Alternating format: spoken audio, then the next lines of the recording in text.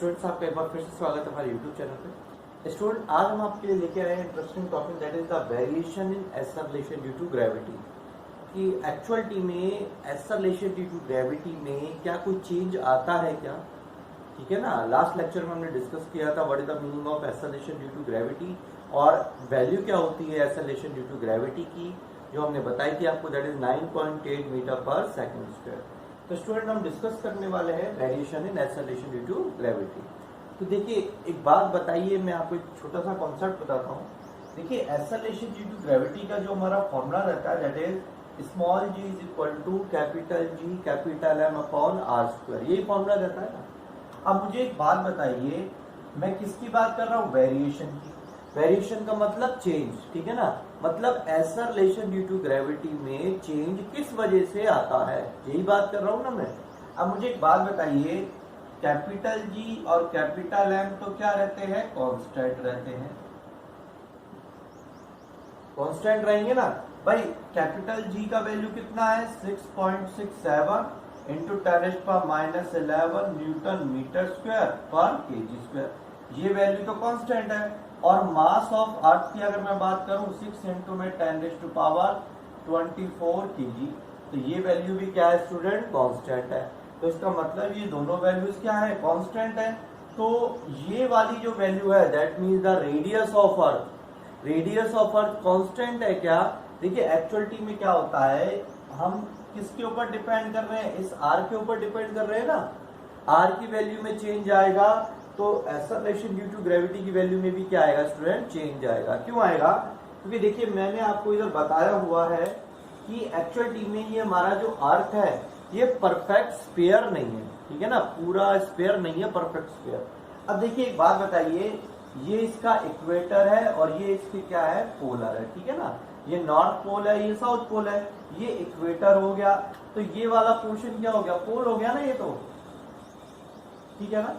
अब मुझे एक बात बताइए, आर ई जो है वो किसको रिप्रेजेंट कर रहा है? देखिए, मैं इधर लिख रहा हूं, आर ई जो कर रहा है that is equatorial radius, equatorial radius है। और आर पी क्या रिप्रेजेंट कर रहा है student? That is polar radius, ठीक है ना। अब मुझे एक बात बताइए, इक्वेटर का जो रेडियस है वो कम है या ज्यादा है? देखिए, आपको दिख रहा होगा, इक्वेटर का रेडियस क्या है? ज्यादा है। इक्वेटर का रेडियस ज्यादा है ना, और पोल का रेडियस क्या है? कम है। तो इसका मतलब आर की वैल्यू में क्या आएगा? चेंज आएगा। और आर की वैल्यू में जब भी चेंज आता है तो जी की वैल्यू में भी क्या आ जाएगा स्टूडेंट? चेंज आएगा। और इसी चेंज को हम क्या करने वाले हैं? डिस्कस करने वाले हैं, ठीक है ना। तो सबसे पहले हम डिस्कस करेंगे एक्सेलरेशन ड्यू टू ग्रेविटी है, उसमें चेंज किस तरीके से आता है और किन किन पॉइंट्स को लेके आता है। तो सबसे पहला जो हमारा पॉइंट आता है, that is the effect of shape of अर्थ। जो एक्चुअलिटी में जो अर्थ का जो शेप है, उसकी वजह से क्या इफेक्ट पड़ता है, उसको हम क्या करेंगे स्टूडेंट? डिस्कस करेंगे। तो चलिए देखते हैं। फर्स्ट हमारे जो point, that is the effect of shape of earth. देखिए स्टूडेंट, हमारा जो फर्स्ट पॉइंट है, that is the effect of shape of earth on g. Actuality में जो अर्थ का जो शेप है, वो हमने पहले ही बताया आपको, अर्थ का जो शेप एक्चुअलिटी में पूरा स्फीयर नहीं है। वो किस तरीके से है, मतलब वो परफेक्ट स्फीयर नहीं है, ठीक है ना। इस तरीके से उसकी क्या है? शेप है। तो दैट मीन्स आपने देखा होगा कि वो क्या है, एक तरह से इक्वेटर पे बल्ग आउट है और नॉर्थ और पोल्स की साइड क्या है? फ्लैट है। इसका मतलब ये, जो पोल्स है, पोल्स की जो एरिया है, वो वहां पे तो अर्थ की शेप क्या है? फ्लैट है। और इक्वेटर पे जो एरिया, इक्वेटर जो है, वहां पे उसकी जो शेप है वो किस तरीके से है? Bulge out. बल्ग आउट का मतलब क्या होता है? उभरा हुआ, ठीक है ना। अब मुझे एक बात बताइए, अगर ये शेप की वजह से फर्क पड़ रहा है तो इसका मतलब जो रेडियस जो है वो भी हर एक जगह पे क्या होगा? डिफरेंट होगा ना भाई। आर की वैल्यू क्या होगा? देखो, हमारा फॉर्मूला क्या था? Small g is equal to G M upon R square. ये फॉर्मूला था ना हमारा। तो इसका मतलब यहाँ पे रेडियस जो है वो डिफरेंट रहेगा और यहाँ पे जो रेडियस है वो क्या रहेगा? डिफरेंट रहेगा ना भाई। दोनों के रेडियस में क्या है? डिफरेंस है। तो इसका मतलब आर की वैल्यू क्या आएगी? चेंज आएगी, ठीक है ना। अब हम बात किसकी कर रहे हैं?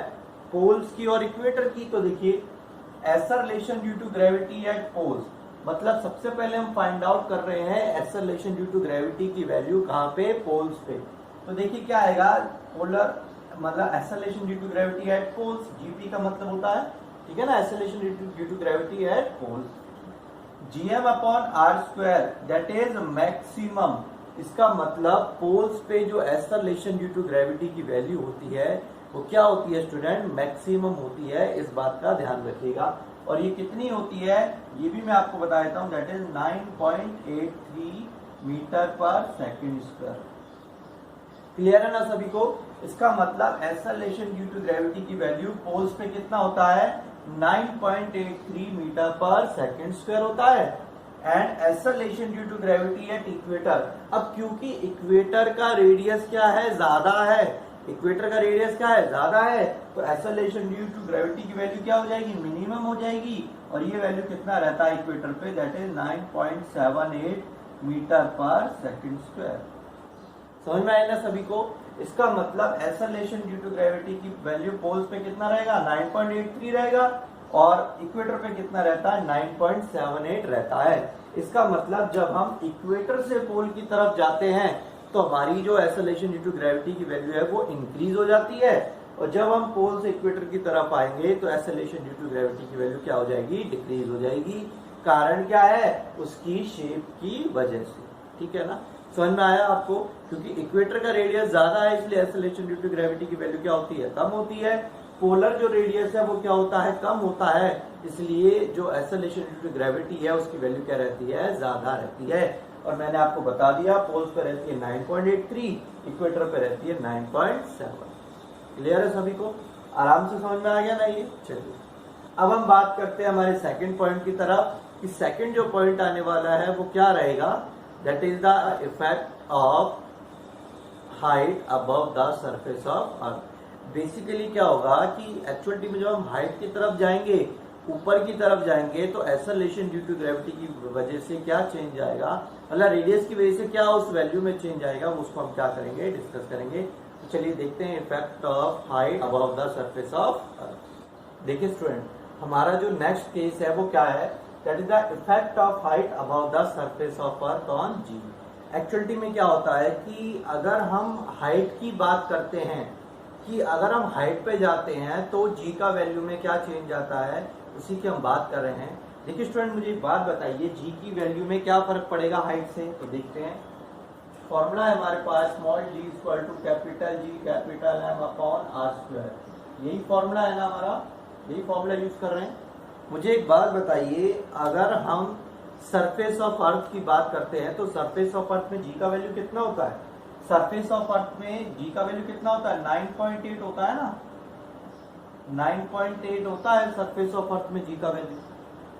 अब मान लीजिए आप ऊपर की तरफ जा रहे हैं, ठीक है ना, आप ऊपर की तरफ जा रहे हैं और सरफेस ऑफ अर्थ पे जी का वैल्यू 9.8 है, आप ऊपर की तरफ जा रहे हैं। तो मुझे एक बात बताइए, अर्थ से बाहर क्या है, स्पेस है ना, अर्थ से बाहर स्पेस है, और क्या स्पेस में ग्रेविटी काम करती है, क्या काम करती है क्या, मुझे बताइए, नहीं करती ना। तो देखिए मैं बहुत इंटरेस्टिंग आपको टॉपिक बताने वाला हूँ, कॉन्सेप्ट बता रहा हूँ।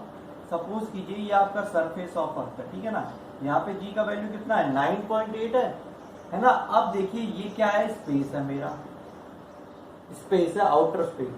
अब मुझे एक बात बताइए, यहाँ पे जी का वैल्यू कितना रहता है, 0 रहता है। भाई एक्सेलरेशन ड्यू टू ग्रेविटी तो होता नहीं है, ठीक है ना, क्योंकि ग्रेविटी तो काम करती नहीं है ना स्पेस पे। तो मुझे एक बात बताइए, अगर मैं ऊपर की तरफ जाऊंगा तो मेरी जो जी की वैल्यू है, एक्सेलरेशन ड्यू टू ग्रेविटी की वैल्यू है, ये इंक्रीज होगी या डिक्रीज होगी, फटाफट आंसर दीजिए इसका। क्या होगा, इंक्रीज होगा डिक्रीज होगा, तो क्या आएगा इसका answer, that is decrease. Decrease क्यों होगा, क्योंकि स्पेस में जैसे मैं जाऊंगा तो एक्सेलरेशन ड्यू टू ग्रेविटी क्या हो जाता है, 0 हो जाता है ना। तो इसका मतलब क्या होता है कि अगर डिस्टेंस को इंक्रीज कर दिया जाएगा, मतलब हाइट को अगर मैं इंक्रीज करता हुआ जाऊंगा तो भी एक्सेलरेशन ड्यू टू ग्रेविटी की वैल्यू क्या हो जाएगी, डिक्रीज हो जाएगी, ठीक है ना। इस चीज को ध्यान रखिएगा कि स्पेस में जो एक्सेलरेशन ड्यू टू ग्रेविटी की वैल्यू होती है वो 0 होती है, क्योंकि वहां पे तो कोई ग्रेविटी तो होता नहीं है ना। तो इसका मतलब सरफेस ऑफ अर्थ पे 9.8 रहती है। जैसे मैं सरफेस ऑफ अर्थ से ऊपर की तरफ जाना स्टार्ट करता हूँ, मेरा जो जी का वैल्यू है उसमें क्या आ जाएगा, चेंज आना स्टार्ट हो जाएगा, और आउटर में जाते जाते जी का वैल्यू क्या हो जाएगा, 0 हो जाएगा। तो मैं यही आपको बताने वाला हूँ। सेकंड जो चेंज आने वाला है एक्सेलरेशन ड्यू टू ग्रेविटी की वजह से, वो क्या चेंज रहेगा, हाइट की वजह से, कि जिस तरीके से मैं हाइट पे जाता जाऊंगा एक्सेलरेशन ड्यू टू ग्रेविटी क्या होता जाएगा, कम होता जाएगा। ठीक है स्टूडेंट, तो इसको मैं आपको ये देखिए मैंने आपको टेबल भी बनाया हुआ है, मैं इस टेबल में भी आपको समझा देता हूँ। देखिए मैं इसको रब कर देता हूं जिससे कि आपको ये टेबल आसानी से समझ में आ सके।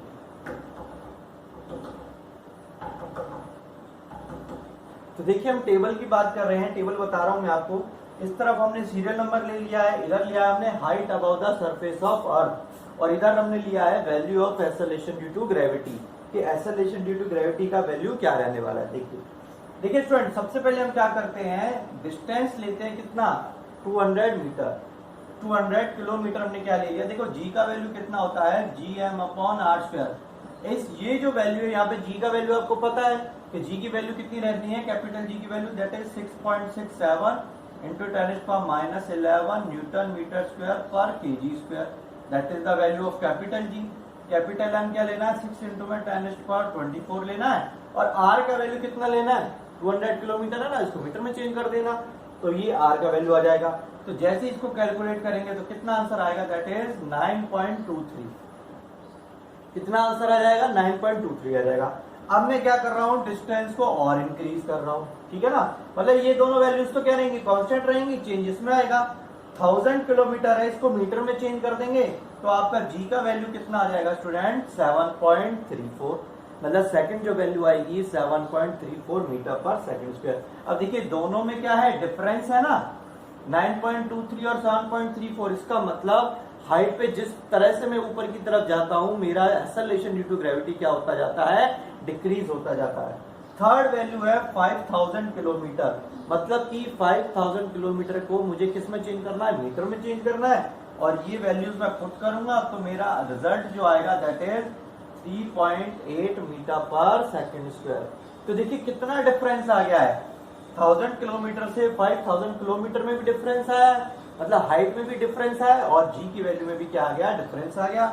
नेक्स्ट वैल्यू है 10,000 किलोमीटर, मतलब 10,000 किलोमीटर ऊपर चला गया हूं मैं सरफेस ऑफ अर्थ से, तो मेरा जो जी का वैल्यू आता है दैट इज 1.49 मीटर पर सेकंड स्क्वायर। इसका मतलब देखिए कितना ज्यादा चेंज आ गया है, 1.49 मीटर पर सेकंड स्क्वायर। और लास्ट वैल्यू है दैट इज 20,000 किलोमीटर, और मेरा कितना चेंज आ जाता है, 0.57 मीटर पर सेकंड स्क्वायर। तो इसका मतलब ये हुआ कि अगर मैं आर की वैल्यू में चेंज करता जाऊंगा तो मेरा एक्सेलरेशन ड्यू टू ग्रेविटी क्या होता जाएगा, चेंज होता जाएगा। और आप इस चीज को हमेशा ध्यान रखिएगा कि जिस तरीके से आप हाइट पे जाते जाएंगे, आपका एक्सेलरेशन ड्यू टू ग्रेविटी क्या होता जाएगा, चेंज होता जाएगा। क्लियर हो गया ना, मैंने आपको टेबल से ही बता दिया है, फॉर्मूले में भी इम्प्लीमेंट करके बता दिया, आपको वैल्यूज भी बता दिए हैं, तो ये कॉन्सेप्ट जो है वो आसानी से आपको समझ में आ गया होगा। अब हम बात करने वाले हैं हमारे थर्ड पॉइंट की, that is the effect on depth below the surface of अर्थ। अब ये जो कॉन्सेप्ट था ये सरफेस ऑफ अर्थ से ऊपर की तरफ था, अब हम बात कर रहे हैं सरफेस ऑफ अर्थ के नीचे की, मतलब अगर हम डेप्थ में जाते हैं तो जी के वैल्यू में क्या चेंज आता है। तो चलिए देखते हैं effect of depth below the surface of earth on small. देखिए स्टूडेंट, नेक्स्ट जो टॉपिक है that is the effect of depth below the surface of earth on small G, कि बेसिकली डेप्थ का क्या फर्क पड़ता है स्मॉल जी की वैल्यू में। अब आपके दिमाग में ये आप ये सोच रहे होंगे कि जो हमने इससे पहले जो टॉपिक किया था उसमें बताया था कि हाइट को इंक्रीज करेंगे तो जी का वैल्यू क्या हो जाएगा, डिक्रीज हो जाएगा। तो इसका मतलब ये है कि डेप्थ को डिक्रीज करेंगे तो जी का वैल्यू क्या हो जाएगा, इंक्रीज हो जाएगा। लेकिन अगर आप इस तरीके से सोच रहे हैं तो ये बिल्कुल गलत है। देखिए मैं आपको कॉन्सेप्ट बता रहा हूँ, सपोज कीजिए ये क्या है, अर्थ है, ठीक है ना, अर्थ का सरफेस है, सरफेस पे कितना है 9.8 मीटर पर सेकंड स्क्वायर, और ये अर्थ का क्या है, सेंटर है। अर्थ का क्या है, सेंटर है। मैं बात किसकी कर रहा हूं, डेप्थ की बात कर रहा हूं ना मैं डेप्थ की बात कर रहा हूं मैं। तो इसका मतलब है जिस तरीके से डेप्थ पे जाऊंगा तो मेरी जी की वैल्यू में क्या चेंज आएगा। अब मुझे एक बात बताइए, सेंटर ऑफ अर्थ में जी का वैल्यू कितना होता है, 0 होता है ना। That means at the centre of earth, at the centre of earth small g is equal to 0। ये हम सभी लोग अच्छी तरीके से जानते हैं कि सेंटर ऑफ अर्थ में एक्सेलरेशन ड्यू टू ग्रेविटी का वैल्यू कितना होता है, 0 होता है। तो इसका मतलब डेप्थ में जैसे जैसे हम नीचे की तरफ जाएंगे तो जी की वैल्यू में भी क्या आएगा, चेंज आएगा, वो डिक्रीज होना क्या हो जाएगी, स्टार्ट हो जाएगी। तो इसका मतलब ये निकल के आता है कि चाहे हम हाइट पे जाएं, हाइट पे जाने से जो रेडियस है वो क्या होता है, इंक्रीज होता है, लेकिन जी का वैल्यू क्या होता है, डिक्रीज होता है। डेप्थ में जाने से रेडियस डिक्रीज होता है और उसके साथ साथ जी का वैल्यू भी क्या हो जाता है, डिक्रीज हो जाता है। और सेंटर पे पहुंचने के बाद जी का वैल्यू कितना हो जाता है, 0 हो जाता है। तो इसका मतलब हमने क्या चीज सीखी है स्टूडेंट, कि डेप्थ में जाओगे तो भी जी का वैल्यू डिक्रीज होगा, अगर आप हाइट पे जाओगे तो जी का वैल्यू क्या हो जाएगा, डिक्रीज हो जाएगा। केवल और केवल सरफेस ऑफ अर्थ पे आपका जी का वैल्यू क्या रहता है, कांस्टेंट रहता है, दैट इज 9.8 मीटर पर सेकंड स्क्वायर। तो आज का जो वीडियो लेक्चर है उसमें हमने क्या चीज सीखी है कि वेरिएशन किस वजह से होगा जी में। पहला आएगा शेप ऑफ अर्थ की वजह से, क्योंकि अर्थ का शेप किस तरीके का है, स्पेयर नहीं है, बल्ड आउट है, वो इक्वेटर पे निकला हुआ है और पोल्स पे क्या है हमारा, फ्लैट है। इस वजह से जी का वैल्यू में चेंज आएगा। पोल्स पे क्या रहता है, जी का वैल्यू मैक्सिमम रहता है, इक्वेटर पे क्या रहेगा, मिनिमम रहेगा। सेकंड केस हमने डिस्कस किया था कि जैसे जैसे हम हाइट को जाते हैं, मतलब हाइट को इंक्रीज करेंगे तो जी का वैल्यू क्या हो जाएगा, डिक्रीज हो जाएगा, क्योंकि आउटर स्पेस में जी का वैल्यू कितना रहता है, 0 रहता है। और थर्ड केस में हमने डिस्कस किया कि अगर हम डेप्थ में जाते हैं तो जी का वैल्यू हमारा क्या होता जाता है, डिक्रीज होता जाता है, क्योंकि सेंटर ऑफ अर्थ में एक्सेलरेशन ड्यू टू ग्रेविटी कितना होता है स्टूडेंट, 0 होता है। तो होपफुली आपका वीडियो, आज का जो वीडियो लेक्चर है वो आपको समझ में आया होगा, अच्छा लगा होगा। अगर वीडियो लेक्चर अच्छा लगा है तो वीडियो को लाइक जरूर कीजिएगा और जो नए स्टूडेंट आए हैं वो चैनल को सब्सक्राइब जरूर कीजिएगा ताकि और भी स्टूडेंट इसका बेनिफिट उठा सके। आज के वीडियो लेक्चर में इतना ही स्टूडेंट, थैंक यू।